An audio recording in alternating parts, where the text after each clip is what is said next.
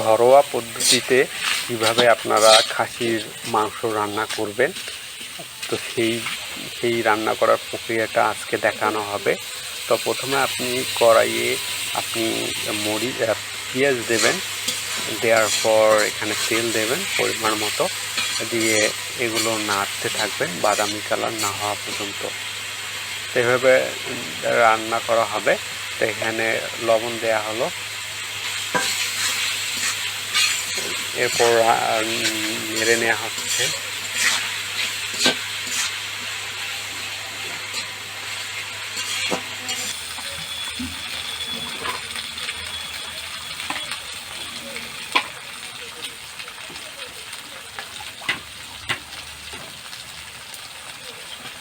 এখন এখানে যেটা হলো সেটা হচ্ছে রসুনের যে রসুন থাকে সেগুলো কোয়া করে এখানে দেয়া হচ্ছে, এগুলো নেড়ে নেওয়া হচ্ছে।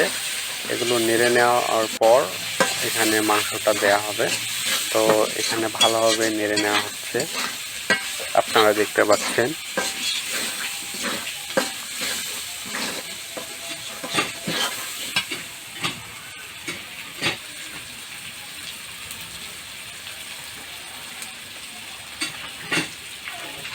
সময় লাগবে।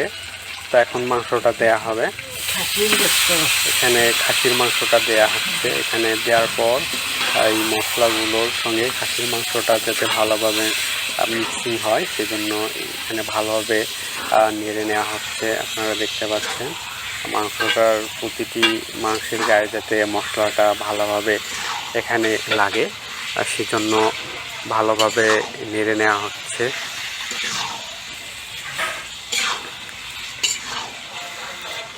নেড়ে নেওয়ার পর আরও কিছু মশলা দেওয়া হবে, তারপর এখানে ঢাকনা দেয়া হবে, দিয়ে জাল দেওয়া হবে। তাহলেই আপনার খাসির যে মাংসটা সেটা রান্না হয়ে যাবে। তো আমরা পুরো প্রক্রিয়াটা দেখাবো। তো কিছুক্ষণ পর এখানে জিরার যে গুঁড়ো আছে সেটা দেওয়া হলো। জিরার গুঁড়ো বা আপনি এটা বেটে দিতে পারেন, এখানে আমরা ব্লেন্ড করে নিয়েছি, এজন্য গুঁড়ো দেখতে পাচ্ছেন আপনারা। এটা আপনারা শিলপাটায় বেটে নিতে পারেন। সেক্ষেত্রে পরিমাণ মতন 1 চা চামচ দেবেন বা 2 চা চামচ দেবেন, এখানে মাংসের পরিমাণের উপর সেটা ডিপেন্ড করবে।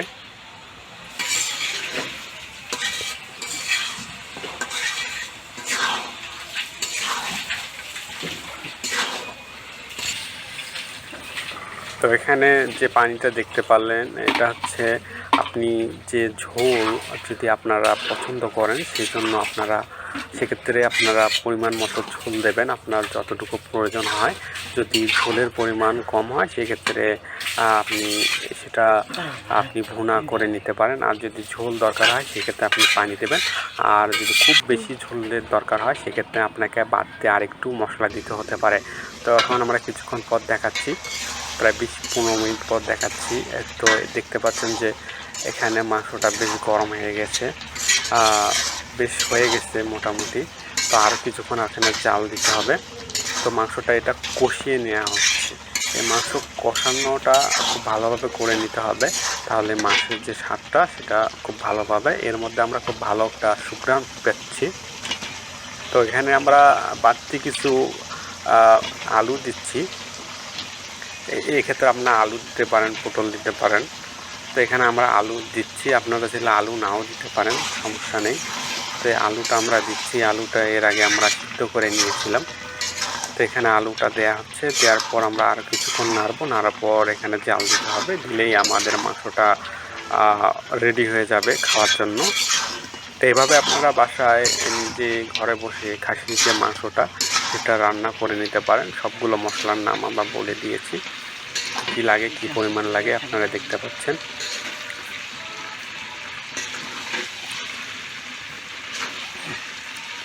তো দেখতেই পাচ্ছেন আমাদের মাংসটা প্রায় হয়ে গেছে। আলুটা সিদ্ধ করে নেওয়ার কারণে মাংসটা বেশ ভালো দেখাচ্ছে।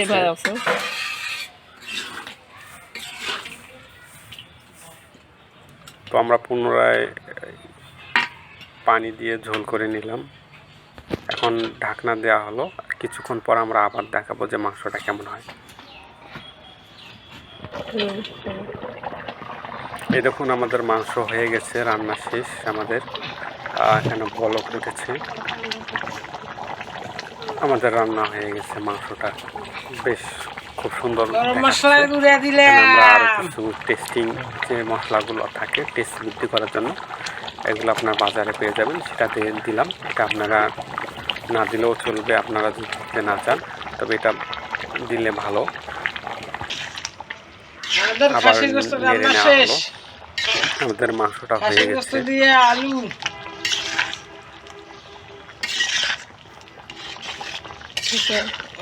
শেষ।